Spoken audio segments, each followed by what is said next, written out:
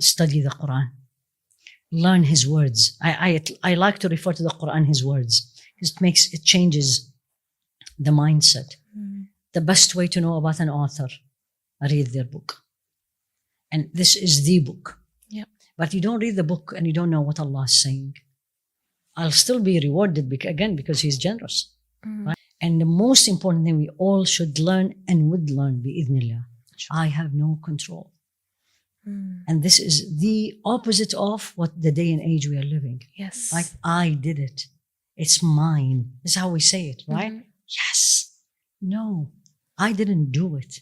Allah made it happen. I did not study. Allah made me study. I didn't pass because many people studied way more than I am. Yeah. But Allah He did not let them pass, and He made me pass. And unless I know about Allah well, then I'm not going to get frustrated. Why me? It's not fair. I don't say why me when I get the good things. But when I don't get the good things, I say why me?